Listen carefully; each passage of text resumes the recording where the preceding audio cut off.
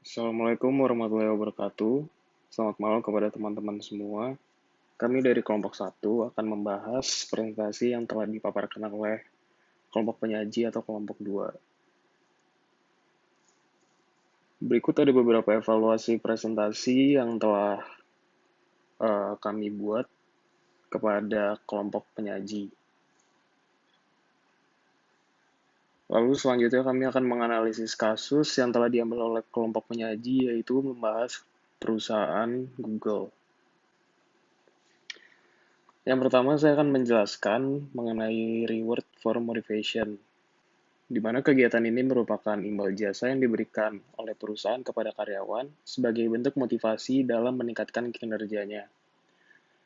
Materi yang telah disampaikan oleh kelompok penyaji mengenai materi ini sudah disampaikan dengan jelas dan sudah dikaitkan mengenai implementasinya pada perusahaan Google, sehingga para penonton juga langsung dapat mengerti bentuk implementasinya pada dunia kerja nanti. Jadi berikut ini saya akan menambahkan beberapa teori terkait materi tersebut. Materi reward for motivation berkaitan erat dengan materi manajemen reward. Berikut ini saya akan menjelaskan tujuan utama dari diterapkannya manajemen reward. Jadi tujuan utama dari kegiatan ini ada 3, yaitu yang pertama attract atau menarik, yang kedua ada retain atau mempertahankan, dan yang ketiga ada motivate atau memotivasi. Tujuan attract atau menarik, sistem imbalan yang diterapkan oleh perusahaan harus mampu dalam menarik calon karyawan yang diinginkan untuk bergabung ke dalam sebuah perusahaan. Tujuan retain atau mempertahankan, yaitu sistem imbalan harus mampu meminimalkan tingkat turnover pada karyawan. Lalu tujuan yang terakhir, motivate atau memotivasi, merupakan sistem imbalan yang baik harus mampu meningkatkan motivasi, mendorong kompetisi yang sehat, dan meningkatkan produktivitas kerja. Selanjutnya saya akan menjelaskan 4 prinsip pengelolaan manajemen reward. Yang pertama ada internally equitable atau adil. Yang kedua ada externally competitive atau kompetitif. Yang ketiga ada reinforce business strategy atau mendukung strategi bisnis. Dan yang keempat ada easily administered atau sederhana. Jadi prinsip yang pertama, internally equitable atau adil, menjelaskan bahwa imbalan yang diberikan sesuai dengan aspek yang dianggap penting oleh sebuah perusahaan, entah itu terkait bobot pekerjaan, kompetensi, pencapaian target, prestasi kerja, atau bahkan masa kerja. Lalu pada prinsip yang kedua, externally competitive, yaitu menjelaskan bahwa imbalan yang diberikan oleh perusahaan dalam tingkatan yang cukup untuk menjalankan fungsinya dalam menarik dan mempertahankan pegawai. Prinsip yang ketiga, reinforce business strategy atau mendukung strategi bisnis, menjelaskan bahwa imbalan yang diberikan harus berpedoman pada strategi bisnis perusahaan. Contohnya adalah pada saat perusahaan ingin mendorong pencapaian target, perusahaan dapat memberikan gaji bulanan yang tidak terlalu besar, namun insentif atau bonus yang sangat kompetitif, sehingga dapat memotivasi karyawan tersebut. Lalu contoh yang kedua, perusahaan yang ingin mendorong teamwork perlu memberikan bonus atau insentif yang didasarkan pada team performance. Sehingga sistem imbalan yang diterapkan perusahaan juga dapat sesuai dengan strategi bisnisnya, itu untuk meningkatkan performa kerjasama pada perusahaan. Lalu pada prinsip yang terakhir, easily administered atau sederhana, menjelaskan bahwa sistem imbalan perlu disusun sesederhana mungkin agar mudah dimengerti oleh karyawan dan mudah dievaluasi oleh manajemen perusahaan. Lalu saya akan menjelaskan mengenai 5 cara meningkatkan motivasi dengan reward. Jadi yang cara pertama adalah memastikan karyawan mengetahui nilai dari imbalan. Artinya karyawan yang melihat bahwa imbalan yang akan diterima oleh karyawan tersebut sebanding dengan usaha yang akan diberikan oleh karyawan tersebut, maka usaha yang diberikan oleh karyawan akan lebih diapresiasi dan dapat lebih termotivasi untuk dapat bekerja keras dalam meraih imbalan tersebut.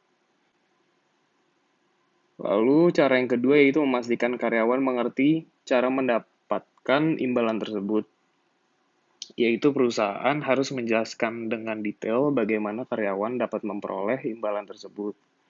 Jadi pada saat seorang karyawan memiliki pemahaman yang komprehensif mengenai apa yang akan menantinya, maka karyawan tersebut akan lebih mampu dan fokus dalam meraih standar kinerjanya.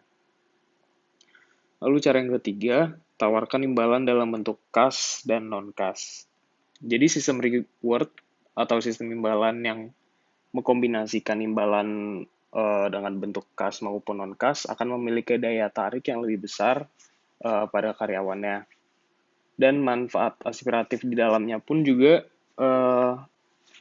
lebih besar daripada apabila reward tersebut hanya berbentuk kas saja atau berbentuk non-kas saja.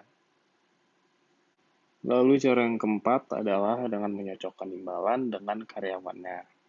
Jadi pada strategi ini, karyawan diperbolehkan untuk memilih apapun imbalan yang diinginkan oleh karyawan tersebut, namun tetap sesuai dengan strategi bisnis dari perusahaan tersebut. Hal ini akan mendorong komitmen karyawan untuk meraih imbalan. Jadi yang menjadi inti dari strategi ini adalah dengan mengerti apa yang dibutuhkan oleh karyawan. Lalu cara yang terakhir adalah dengan memberikan imbalan setelah karyawan mencapai perilaku yang diinginkan. Karena semakin lama perusahaan menunda imbalan yang akan diberikan pada saat karyawan tersebut meraih pencapaian, maka akan semakin kecil juga dampak yang akan diterima oleh karyawan tersebut. Assalamualaikum warahmatullahi wabarakatuh. Perkenalkan, nama saya Hafil Anta, saya dari kelompok membahas. Dan pada hari ini saya akan membahas mengenai lingkungan kerja fisik dari Google. Pertama-tama saya ingin mengucapkan kepada kelompok penyaji karena telah menjelaskan materi dengan sangat baik. Namun ada beberapa poin yang perlu dikaji lebih dalam lagi terkait lingkungan kerja fisik dari Google sendiri. Karena dari pihak kelompok penyaji hanya menjelaskan dan menyebutkan fitur dari fasilitas yang ada dan dimiliki oleh kantor Google di Amerika Serikat. Jadi pertama kita akan masuk kepada alasan investasi dari Google sendiri. Jadi alasan dari Google mengapa ia melakukan investasi secara besar-besaran terkait lingkungan fisiknya yang berwujud kantor adalah pertama karena riset. Riset ini dilakukan secara internal dan tidak dipublish risetnya seperti apa berupa kuesioner atau wawancara. Namun kesimpulan dari data yang kami dapat bahwa Google menyatakan bahwa lingkungan kantor yang seperti lingkungan bermain dan didukung dengan beberapa fasilitas dan dekorasi yang cerah dapat meningkatkan kreativitas para karyawan Google dalam membuat produk dan inovasi baru dari Google. Karena seperti yang kita ketahui bahwa Google ini tidak lagi berfokus dan bersegmentasi pada pasar software sendiri, namun Google sudah merilis barang-barang hardware seperti Google Pixel yang merupakan smartphone canggih yang menjadi saingan dari iPhone yang diproduksi oleh Apple sendiri. Sehingga oleh karena itu Google merasa bahwa penting lingkungan kerja yang baik dan nyaman untuk menciptakan inovasi-inovasi baru lagi untuk dihasilkan dari Google sendiri. Kedua, dari psikologis. Bisa dibaca bahwa tempat kerja yang merupakan hal primer memberikan stimulus langsung bagi psikologi karyawan dan berpengaruh terhadap kinerja yang mempengaruhi produktivitas perusahaan. Saya kira hal ini berlaku tidak hanya di Google saja, namun secara psikologis di setiap sumber daya manusia yang bekerja pasti menginginkan tempat kerja atau lingkungan fisik yang nyaman dan sehingga mereka dapat melakukan pekerjaan mereka dan menghasilkan output secara maksimal.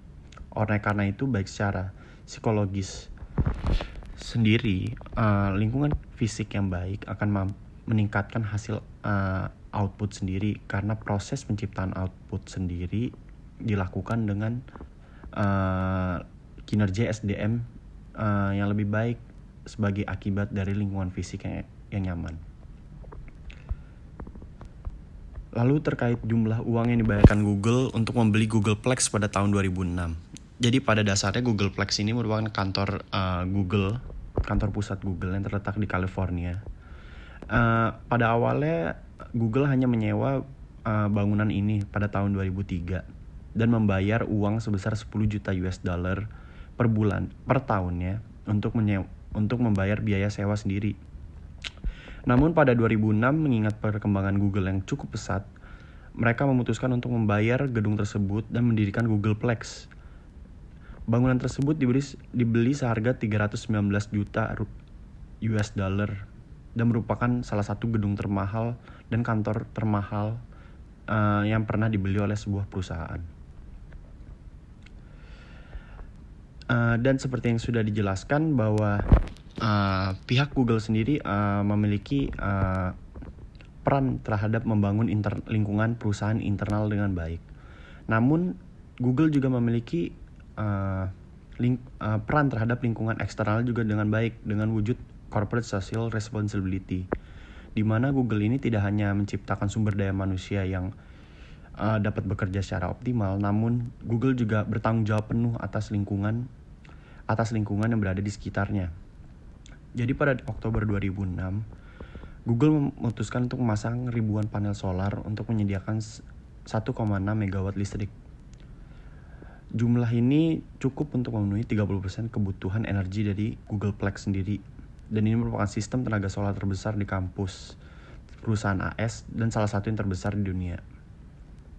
Kedua, terkait pada Juni 2007, Google mengungkapkan bahwa mereka berencana untuk berstatus bebas karbon pada 2008 yang mencakup investasi pada efisiensi energi, sumber energi yang diperbarui, dan tidak menggunakan karbon. Selain itu, Google juga mengambil peran dengan menanamkan modalnya atau berinvestasi di proyek seperti membakar metana dari kotoran hewan di pertanian Meksiko dan Brazil. Hal ini untuk mengurangi penggunaan fosil dalam menghasilkan listrik sendiri. Penggunaan kotoran hewan merupakan salah satu cara untuk menghasilkan listrik, dan di sini Google berpartisipasi untuk mengurangi penggunaan fosil dan mengurangi polusi udara yang ada di dunia. Ya, selanjutnya saya akan menjelaskan tentang lingkungan kerja non-fisik. Jadi lingkungan kerja non-fisik adalah keadaan yang berkaitan dengan hubungan kerja di dalam perusahaan tersebut, baik lingkungan secara vertikal maupun horizontal. Jadi bisa dari hubungan antara atasan dengan bawahan dan juga hubungan sesama rekan kerja. Lingkungan kerja non fisik juga tentu saja sangat penting. Jika tidak ada lingkungan kerja non fisik yang sehat, maka akan berpengaruh terhadap hubungan antara karyawan yang akan menyebabkan kinerja karyawan menjadi kurang produktif. Selanjutnya ada lingkungan kerja non fisik di Google. Sebetulnya dari presentasi yang diberikan penyaji sudah lengkap, namun di sini saya akan menjelaskan kembali dan menambahkan beberapa poin. Google dalam menciptakan lingkungan kerja non fisik yang sehat, Google menerapkan beberapa hal. Yang pertama, menghargai perbedaan dengan cara merayakannya. Bagi beberapa perusahaan, mengotak-kotakan karyawan berdasarkan status sosial, latar belakang ras atau agama, dan juga orientasi seksual sering menjadi masalah dalam perusahaan tersebut. Sehingga Google dalam hal tersebut tidak begitu mempermasalahkan, karena memang perusahaan yang berbasis di Mountain View tersebut sangat menghargai perbedaan. Tidak hanya menghargai, Google juga perusahaan yang mendukung dan ikut merayakan munculnya perbedaan di dunia. Google memandang keberagaman dan perbedaan sebagai keindahan dan menjadi bagian dari kepercayaan itu. Hasilnya, karyawan yang bekerja di Google menjadi lebih bahagia dan tentunya lebih produktif. Yang kedua, memberikan apresiasi atas apapun yang dikerjakan oleh karyawan. Google percaya bahwa apresiasi adalah motivasi terbaik yang bisa diberikan perusahaan kepada setiap karyawannya. Untuk itulah, Google tak segan untuk membuat seluruh ruangan kerja menjadi menyenangkan dan inspiratif, dan juga menyediakan fasilitas-fasilitas bagi para karyawannya. Yang ketiga, memandang karyawan sebagai aset paling berharga. Google percaya bahwa karyawan adalah aset berharga yang wajib dirawat dengan sebaik-baiknya. Perusahaan yang didirikan oleh Larry Page dan Sergey Brin itu percaya bahwa karyawan dan perusahaan wajib berjalan bersama agar visi dan misi dapat tercapai. Untuk itulah, Google mewujudkan rasa cinta dan hormatnya pada perusahaan dengan menawarkan jaminan kesehatan, dana pensiun berjangka, biaya persalinan, hingga investasi saham, dan tentunya masih banyak lagi tunjangan serta bonus yang diberikan Google untuk karyawannya. Yang keempat, tak hentinya menciptakan iklim bekerja yang inovatif. Salah satu faktor keberhasilan Google menjadi perusahaan yang dengan lingkungan kerja positif adalah karena tak hentinya perusahaan itu menciptakan iklim bekerja yang inovatif bagi karyawan dan seluruh elemen dalam perusahaannya. Eh, Perusahaan yang bergerak di bidang teknologi dunia ini kerap menanamkan pada setiap karyawan dan sistem perusahaan bahwa peluang adalah hal yang relevan untuk diterapkan. Tidak ada kata berhenti untuk terus berinovasi dan tidak ada kata terlambat untuk terus berkembang. Nah, yang terakhir ada bukan pengalaman tapi keinginan untuk terus berkembang yang jadi dasar Google untuk merekrut tiap karyawannya. Jadi Google tidak pernah menetapkan seorang karyawan harus berlatar belakang pendidikan apa dan berapa nilai IPK-nya ketika hendak merekrut karyawan baru. Google lebih memilih kandidat karyawan dari pengalamannya dan kesungguhannya dalam belajar dan mengembangkan diri serta perusahaan ke depannya. Google diketahui sangat menghargai kandidat karyawan yang haus akan ilmu dan mau terus berkembang, ketimbang karyawan yang telah berpredikat menakjubkan di kampus atau perusahaan namun tak memiliki hasrat untuk berkembang dan tidak bisa beradaptasi dengan baik. Faktor terakhir yang mempengaruhi lingkungan pekerjaan adalah gaya kepemimpinan. Gaya kepemimpinan merupakan sebuah faktor yang paling krusial dalam mempengaruhi lingkungan kerja. Karena kepemimpinan itu sendiri adalah sebuah komponen dan sikap individu untuk dapat bertindak dan mempengaruhi anggotanya. Lalu kenapa dibilang paling krusial? Hal ini dikarenakan karena kepemimpinan itu dapat mempengaruhi arah perusahaan tersebut berlayar atau bagaimana perusahaan tersebut mencapai tujuan atau cita-cita dari perusahaan itu. Dalam kasus Google menerapkan gaya kepemimpinan campuran, yaitu antara dua pola kepemimpinan. Yang pertama adalah kepemimpinan partisipatif, di mana kepemimpinan partisipatif ini juga bisa disebut dengan kepemimpinan dua arah. Karena ide dapat mengalir dari bawah atau anggotanya, karena posisi kontrol atas pemecahan suatu masalah dibuat seterbuka mungkin, sehingga keputusan dipegang secara bergantian, entah itu dari pemimpin atau dari karyawan. Dengan demikian, pemimpin memberikan ruang gerak bagi para bawahan untuk dapat berpartisipasi dalam pembuatan suatu keputusan, serta adanya suasana persahabatan dan kekeluargaan yang terjaga sehingga pemimpin dan anggota dapat bekerja dalam keharmonisan. Selain gaya kepemimpinan partisipatif, Google juga menerapkan gaya kepemimpinan transaksional.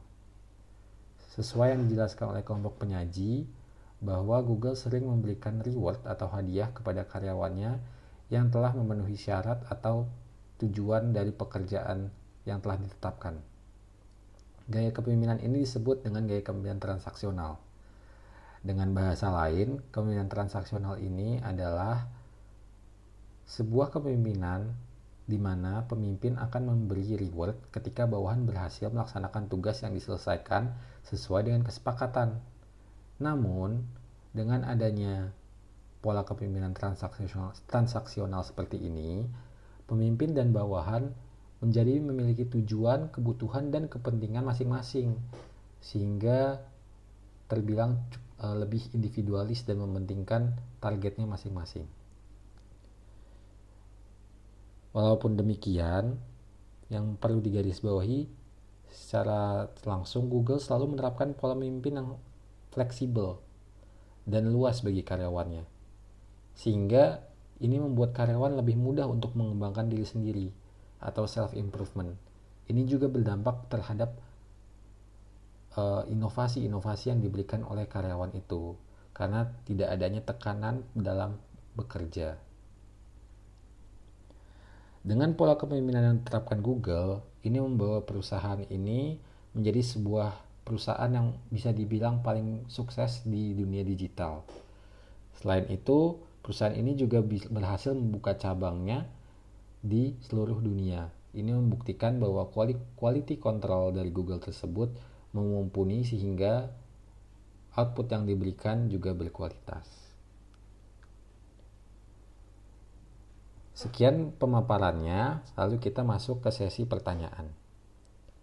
Pertanyaan yang pertama, seberapa besar urgensi untuk melakukan investasi terkait lingkungan kerja fisik? Mengingat dana yang dibutuhkan untuk menciptakan fasilitas kerja yang baik cukup besar. Bukankah dana tersebut lebih baik untuk dialokasikan terhadap program seperti Human Capital Investment yang dapat mengembangkan skill sumber daya manusia secara langsung? Pertanyaan kedua, bagaimana cara menciptakan iklim lingkungan kerja non-fisik yang berlandaskan aspek kekeluargaan, inovatif, dan kompetitif? Mengingat perusahaan pada umumnya mengalami kesenjangan secara hierarki yang memunculkan gap antara bagian dan kompetisi untuk promosi jabatan, terutama pada jabatan fast track. Pertanyaan ketiga, dengan tersebarnya kantor Google di seluruh dunia, maka kultur akan menjadi kendala untuk menyamakan kualitas yang diperoleh perusahaan ini dari satu cabang ke cabang yang lainnya. Pertanyaan saya adalah, bagaimana melakukan quality control tersebut agar gaya kepemimpinan antar satu cabang dengan cabang lainnya sama atau satu nada, agar output yang dikeluarkan juga sesuai dengan standar dari kantor pusat Google itu sendiri. Pertanyaan terakhir, bagaimana cara menciptakan reward system yang adil bagi seluruh komponen perusahaan? Mengingat penilaian kinerja yang dilakukan secara vertikal maupun horizontal terkadang membuat unsur lebih sangat subjektif, sedangkan imbalan yang diberikan sesuai dengan kinerja SDM. Sekian presentasi dari kelompok kami. Mohon maaf jika ada kesalahan perkataan atau kesalah tuturan. Wassalamualaikum warahmatullahi wabarakatuh.